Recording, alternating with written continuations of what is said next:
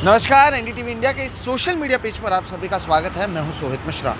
आज इस व्लॉग में हम बात करेंगे गणेश चतुर्थी और उससे जुड़े राजनीति के बारे में।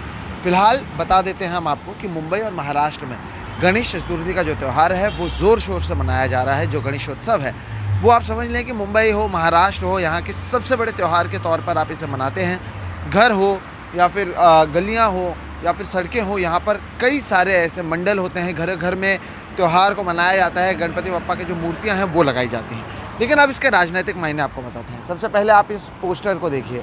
ये जो आप पोस्टर देख रहे हैं इसमें लिखा गया है, ये बीजेपी का पोस्टर है।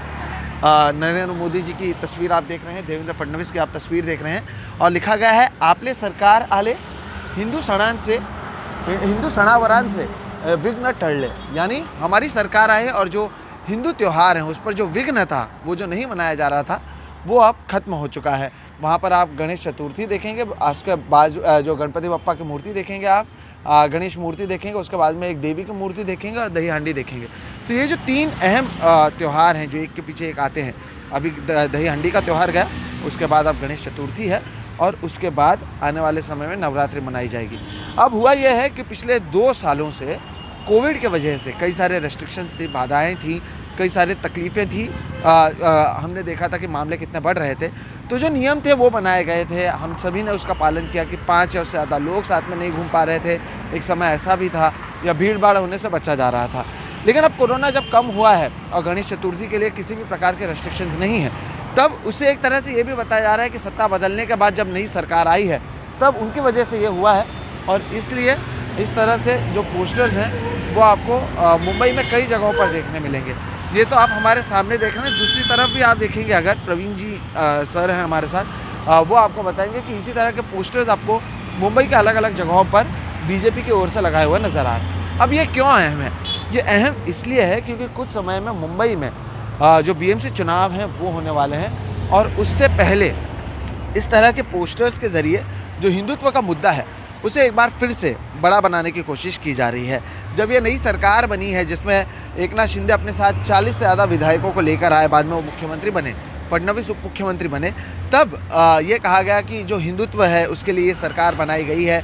बाला साहेब ठाकरे की जो विचारधारा है उसे लेकर ये सरकार बनाई गई है। ऐसे में बीएमसी चुनाव से पहले जो हिंदुत्व का मुद्दा है उसे और बड़ा बनाने की कोशिश है। केवल ये पोस्टर्स की बात नहीं है। आपको मैं बता दूं कि मुंबई से कोंकण के लिए बसेस छोड़े गए बीजेपी की ओर से। 300 से ज़्यादा बसेस के ज़रिए कोंकण में सबसे ज़्यादा लोग जाते हैं ये त्यौहार मनाने के लिए और ऐसे में वहाँ के लिए बसेस छोड़े गए।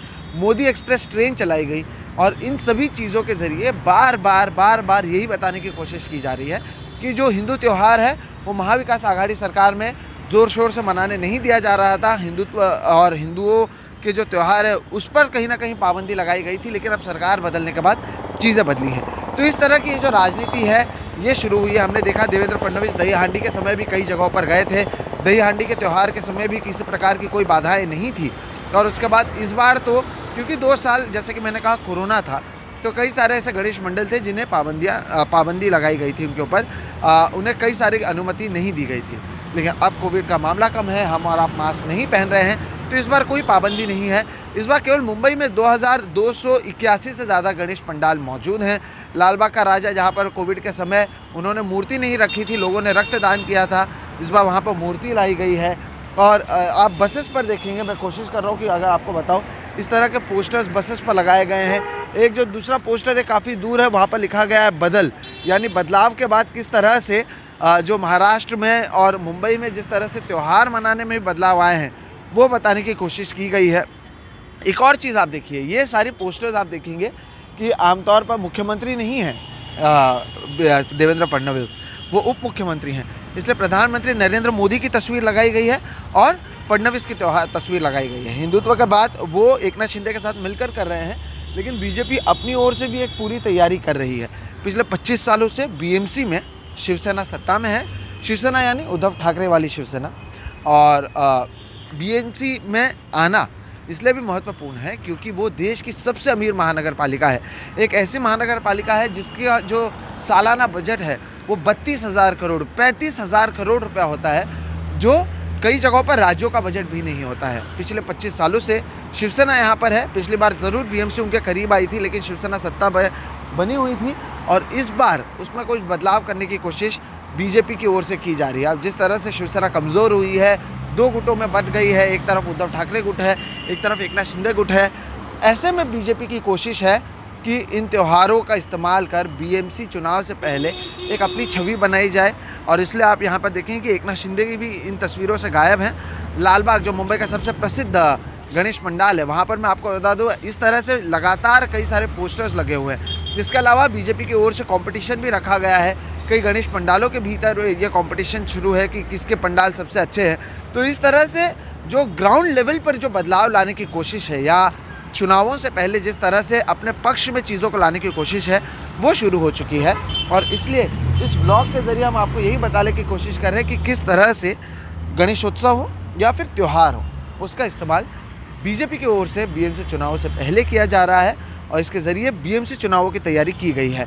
5 सितंबर के दिन जो गृह मंत्री हैं, केंद्रीय गृह मंत्री अमित शाह, वो भी मुंबई के लालबाग के राजा के पास आने वाले हैं। तो एक तरह से धीरे धीरे चीज़ें बदल रही हैं और जिस तरह से महाराष्ट्र में सरकार बदला है, चीज़ें बदली है, उसके बाद अब हिंदुत्व की भी राजनीति शुरू हो चुकी है। और हिंदुत्व की राजनीति के साथ ही यहाँ पर कोशिश यही है। एक बस अभी मुझे पता नहीं यहाँ पर अगर आती है, हाँ आ रही है तो मैं आपको बताता हूँ। इस बस पर भी जब हम बात कर रहे हैं तब भी इस तरह के बसेस आपको नज़र आएंगे जहाँ पर इस तरह के पोस्टर्स लगे हैं। तो सरकार बदली है और सरकार के साथ जो राजनीति है वो भी फिर से बदल चुकी है। हिंदुत्व की राजनीति की जा रही है, त्योहारों का ऐलान किया गया है। देखिए ये बसेस पर भी किस तरह से आप देखेंगे फडणवीस और नरेंद्र मोदी की तस्वीर है, गणेश चतुर्थी का उस पर ऐलान किया गया है, चीज़ें लिखी गई हैं। और इस तरह से बीएमसी चुनाव से पहले बीजेपी ने तो कम से कम अपनी कमर कस ली है। केंद्रीय गृह मंत्री तक मुंबई पहुंच रहे हैं और चुनावों से पहले इसे एक तरीके से आप शुरुआत मान लीजिए, इन्होंने अपनी बिगुल बजा दी है। और ये साफ समझ लें कि हिंदुत्व एक काफ़ी बड़ा मुद्दा इस बार के चुनाव में रहने वाला है।